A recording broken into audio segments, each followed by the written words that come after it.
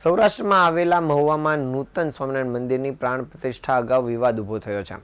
આ વખતે અન્ય સંપ્રદાય કે ધર્મનો વિરોધ નથી, પરંતુ જૂના સ્વામિનારાયણ મંદિરમાંથી મૂર્તિઓ ઉઠાવીને નવા મંદિરમાં રાખવામાં આવી હોવાનો વિરોધ નોંધાઈ રહ્યો છે। ત્યારે સૌરાષ્ટ્રના અરીસા સમાન સુરતમાં પણ આ વિરોધ પહોંચ્યો છે અને હરિભક્તોએ મૂર્તિઓને લઈને વિરોધ નોંધાવ્યો છે।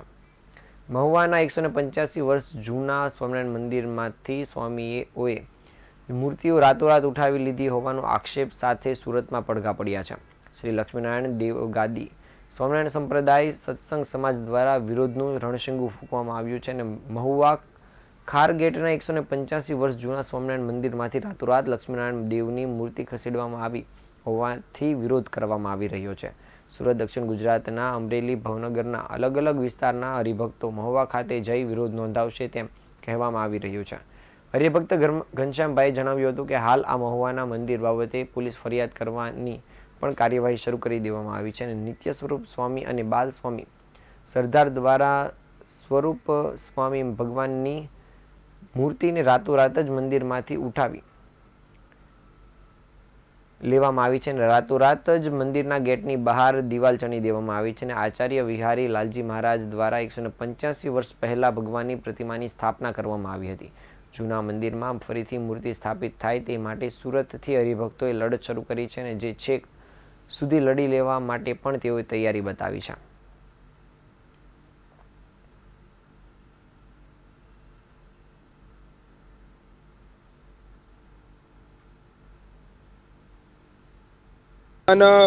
વિવાદ એક ઊભો કરવામાં આવેલો વિવાદ છે। મહુવાની અંદર 185 વર્ષ જૂનું સ્વામિનારાયણ સંપ્રદાયનું ગરડા ગોપીનાથજી મહારાજ તાબાનું મંદિર છે। એ મંદિરની અંદર 185 વર્ષથી આજ દિન સુધી 11 ડિસેમ્બર 2024 સુધી ભગવાનની ત્યાં સેવા, પૂજા, આસ્થા અને હજારો સત્સંગીઓ નિયમિત ત્યાં દર્શન, ભજન, સત્સંગ કરવા માટે જતા હતા। એ મંદિરની અંદર 11 ડિસેમ્બરની મધ્યરાત્રિએ, જેને અસુર વેળા કહેવામાં આવે, એવા સમયની અંદર વેદોક્ત વિધિ કર્યા વગર ભગવાનની મૂર્તિઓ છે એને રાતોરાત ત્યાંથી ચોરી જવામાં આવી છે।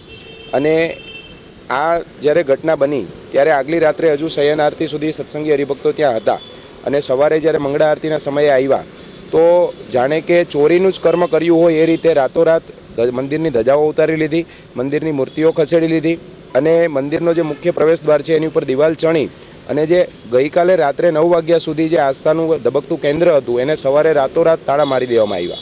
હવે કોઈને એમ થાય કે મૂર્તિઓ ખસેડવામાં આટલો બધો વિવાદ કેમ, તો મૂર્તિઓ ખસેડવી એના માટે પણ આપણા સનાતન હિન્દુ ધર્મશાસ્ત્રોની અંદર નિર્ણય સાગર અને સિંધુ સાગરની અંદર એના વિધાનો છે કે આપતકાળ હોય અને એવી કોઈ ઘટના બની હોય તો જ મૂર્તિઓ ખસેડવામાં આવે છે, એ વગર મૂર્તિઓ ખસેડવામાં આવતી નથી।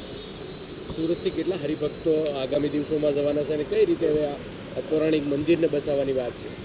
સુરતથી હજારો સત્સંગીઓ જશે, ગામડે ગામડેથી વિરોધ પ્રદર્શનો અને આવેના કાર્યક્રમોનું આયોજન હવેથી ચાલુ કરવામાં આવશે અને આ જે મંદિર છે એને બચાવવા માટે કોઈ પણ ભોગે અહીંથી સત્સંગીઓ મક્કમ છે। સુરતથી કઈ રીતે કોઈની ફરિયાદ કે કોઈ રજૂઆત કરાઈ? સુરતથી હજુ સુધી કોઈ ફરિયાદ કે રજૂઆતનું આયોજન નથી થયું, પરંતુ મહુવાની અંદર ત્યાં સ્થાનિક હરિભક્તો પોલીસ સ્ટેશનમાં આજે FIR નોંધાવવા માટે અત્યારે ગયા છે અને આગામી રવિવારે ત્યાં રેલીનું આયોજન કરવામાં આવ્યું છે।